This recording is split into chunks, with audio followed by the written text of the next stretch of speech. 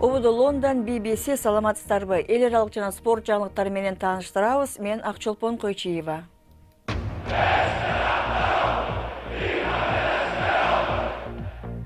Америкага өлүм деген уран менен Ирандын жогорку лидери украиналык учакты кокустан атып алган аскер күчтөрүн жактап чыкты.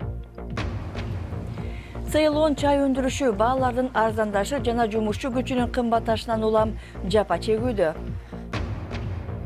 Бүгүнкү клик берүүбүздө Британиядагы дрондорго каршы иштелип чыккан системаларды көрөбүз.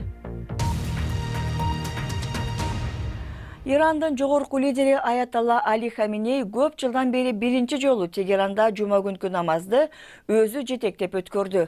Ирандын өкмөтү Украин учагын атып түшүрүлгөнүнө нааразы болгондордун акцияларынан соң өзүнө да колдоо табууга аракет кылууда. Миңдеген кишилерге кайрылган Аятолла учак кырсыгында өмүрү кыйылган 176 адамдын жакындарына көңүл айтты. Бирок бул кокусунан жасалган өкүнүчтүү окуя ирандык генерал Касем Сулейманинин АКШ тарабынан өлтүрүлгөнүн көмүскөдө калтырбашы керек, деди ал. Айрымдар кырсыкка кабылган учак чуусу менен биздин чоң жоготуубузду жана кайгыбызды унуттурууга аракет кылышууда. Ал адамдар улуттук кызыкчылык тууралуу кабатырланышпайт жана өлкө үчүн эмне жакшы экенин ойлонушпайт. Ирандын аскер күчтөрү учакты кокустан атып түшүргөнүн адегенде танып, андан кийин моюнга алганы өлкөдө ири нааразылык акцияларынын өтүшүнө түрткү болду. Ушул аптада демонстранттар Аятолланын жетекчилигин айыптап, генерал Касем Сулейманинин сүрөттөрүн сыйрып түшүрүштү. Бүгүн болсо Аятолла демонстранттарды айыптап, чыныгы ирандыктар булар көчөгө генерал үчүн аза күтүүнү көздөп чыккандар, деди. Алар урматтуу генералдарыбыздын портреттерин айырып салышкан бир нече жүз адамбы? Же көчөлөрдө демонстрацияга чыккан миллиондогон жарандарбы? Аятолла жума намазды АКШны айыптоо үчүн дагы пайдаланды. Ошону менен катар ал 2015 жылы Иран менен атомдук келишимге кол койгон европалык өлкөлөрдү дагы айыптады. Ушул аптада келишимди талкууга алуу жөнүндө ишти баштаган Британия, Франция жана Германияга ишеним жок, деди ал. Ал өлкөлөр Американын кызматчылары. Эми болсо ал уятсыз өлкөлөр биздин мамлекетти чөгөлөткүсү келүүдө. Силерге караганда кубаттуураак Америка силерди башкарып келди.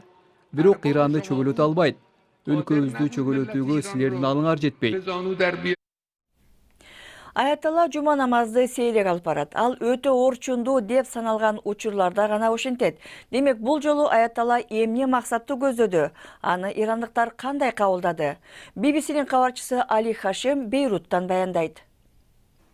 Жума күнкү намаз Тегеранда эмне болуп жатканынан кабар берет. Аятолла Иранды 30 жыл башкарып, жума намазда 11 гана жолу имамдык кылган. Ал абалды администрация же мекеме көзөмөлдөп жатканын көрсөтүү үчүн келген. Учурда Иранда абал көзөмөлдөн чыгып кетүү коркунучу бар. Ошондуктан жогорку лидер бул кадамы менен өз колдоочуларына жана чет өлкөлүк күчтөргө ал дале көзөмөл жүргүзүп жатканын жана Ирандын ички жана сырткы саясатын аныктай алаарын билдирди. Ошентип Ирандын жогорку лидери Аятолла Али Хаминей өлкөбүздү чөгөлөтүүгө эч бир өлкөнүн алы жетпейт деп айтты. Бул жана башка орчундуу жаңылыктарды уюлдук телефон аркылуу интернет сайтыбыздан окуңуздар. Биздин дарек bbc.com /кыргыз.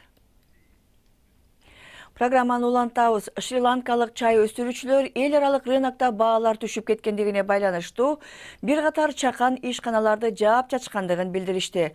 Өндүрүштүн жана эмгектин баасы өскөндүгү дагы чай өндүрүү тармагына тескери таасирин тийгизүүдө. Шри-Ланка чайды экспорттоо боюнча дүйнөлүк лидерлердин бири. Цейлон чайын экспорттоодон эле Шри-Ланка былтыр $1,5 миллиард киреше көргөн. Шри-Ланканын коз жашыл тоолору. Мына ушул тоо боорлорунда дүйнөгө эң белгилүү Цейлон чайы 1,5 кылымдан ашуун убакыттан бери өстүрүлүп келет. Жумушчу аялдар чай өсүмдүгүнүн 2 эң жакшы жалбырагын жана бүчүрдүү кылдат терип алышат. Алар күнүмдүк айлыктарын алуу үчүн бери дегенде 20 килограмм жалбырак чогултуулары керек. Бир күнгө төлөнчү маяна $5 жетпеген акча. Терилип келинген жалбырактар ушул сыяктуу заводдордо кургатылып иштетилет. 24 сааттын ичинде чай өсүмдүгүнөн биз ичкен чай даяр болот. Бирок соңку айларда чай тармагы кыйынчылыктарга түшүп болду. Дүйнөдөгү экономикалык кризис жана жакынкы чыгыштагы туруксуз абал чайга болгон суроо талапты азайтты. Натыйжада Колумбиядагы аукциондо чайдын дүң баасы түшүп кетти. Right now, because of the very low prices, mainly Учурда чайдын баасы өтө арзан болгондуктан негизинен чакан чай заводдор жана жеке бизнестер жабылып жатат. Буга аукциондо коюлган баанын төмөндөп кетиши түзөм-түз таасирин тийгизди. Ишин улантып жаткан чай заводдор башка көйгөйлөргө да туш болууда. Алар жумушчуларын жоготушууда. Чай өстүргөн талааларда өмүр бою иштеп келген жумушчулар жашоо шарты жакшырбаганын айтышты. Эгер ооруп калсам үйдө калышым керек. Бул жерде тез жардам көрсөтүү кызматы жок. Өткөн айда жылан чагып алып, араң аман калдым. Жолдошум, 3 бала менен бир кичинекей бөлмөдө жашайм. Жумушчулардын көбү плантациялардан шаарларга көбүрөөк төлөнгөн жумуш жана жакшыраак жашоо издеп кетишүүдө.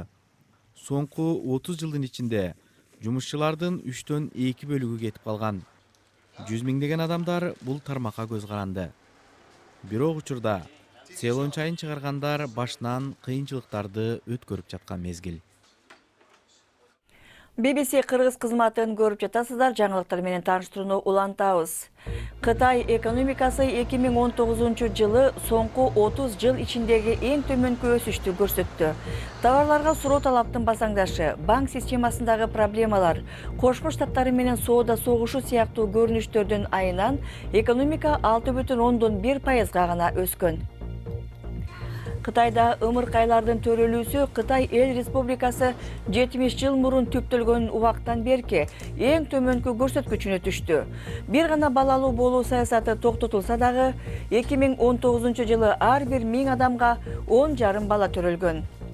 Бирок адамдардын өлүм көрсөткүчү дагы төмөндөп, өлкө калкынын саны 1 миллиард 400 миллионго жетти.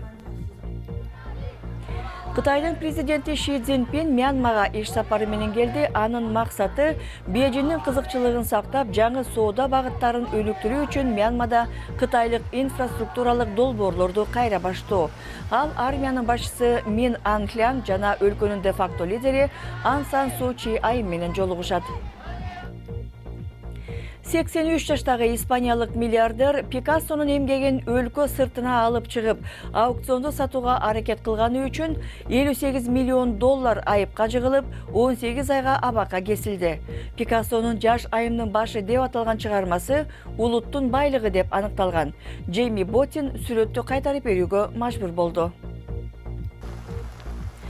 Австралиянын төштүк-чыгышындагы көп аймактарда эми тынбай жааган жамгырдан улам суу ташкындоодо.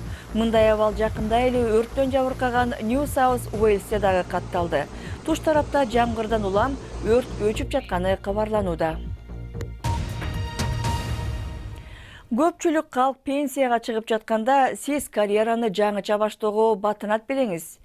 14 жашында турмушка чыгып, жарым кылым үйүндө отурган Лакшми Каляна Сунандарам 67 жашында карьерасын баштады. Ал майып балдары мектебинде мугалим болуп орношкон. Кабарчыбыз Индиянын Бангалор шаарындагы ал иштеген мектепке барып келди.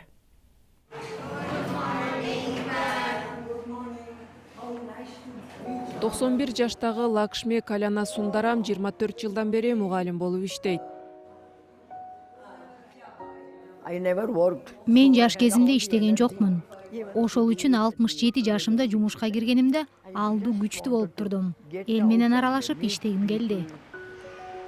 Лакшми 67ге чыкканда анын жолдошу каза болуп калган.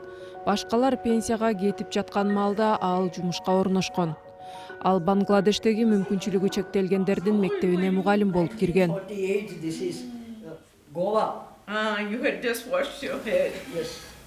Көп нерселер тууралуу кыялдангам. Дарыгер болуп адамдарды дарылагым келчү. Бирок ал кезде кыздардын мүмкүнчүлүктөрү өтө чектелген эле. Бирок кыялдарымдын дээрлик тең орундалды. Мен бул жардамга муктаж балдарга жардам берем. Ага топук келтириш керек. Мен азыркы заманда аялдар каалаганын кылып, көз каранды боло аларына чексиз кубанычтамын. Менин үй бүлөмдө эркек киши жок. 3 кызым, 5 неберем жана 2 чеберем бар. Баары кыз.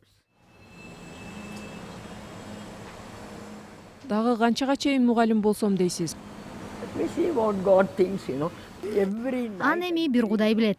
Ар түнү эртеңки күнү алып кетесиңби деп сурайм. Эртең менен турсам тирүү болом. Туруп эртең мененки чайымды ичем. Кудайдын буйруган күнүндө жашап жүрөм. Үй бүлөм менен аябай бактылуумун.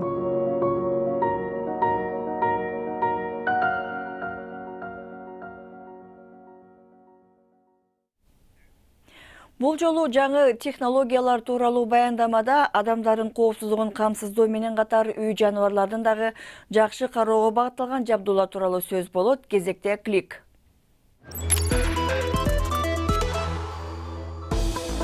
Унаалар жөнүндө сүйлөшөлү. Tesla компаниясынын башчысы Илон Маск бул унаалар келечекте транспорт ушундай болоорун айтты.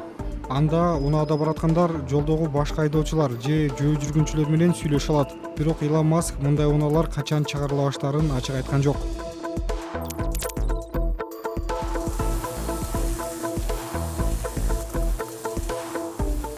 Британия көзөмөлсүз учурулган дрондор канчалык опурталдуу экенин өзүнүн башынан өткөрдү. Эми Британиянын эң ири Хитроу аэропортунда дронго каршы системасы киргизилүүдө.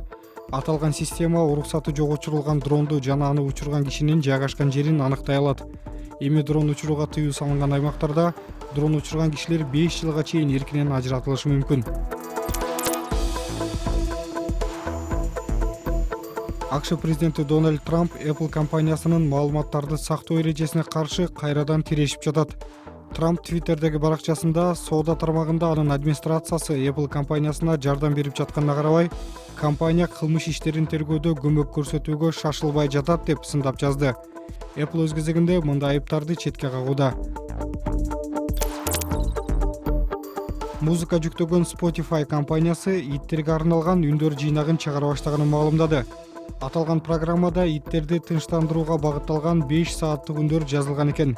Мындай үндөрдү жаздырып коюу идеясы үй жаныбарлары үйдө жалгыз калганда ээсин сагынбай, зерикпей отурат деген максатта жаралган. Түрдүү иликтөөлөр көрсөткөндөй, музыка иттерди стресстен арылтып, алардын жүрүм турумун жакшыртат.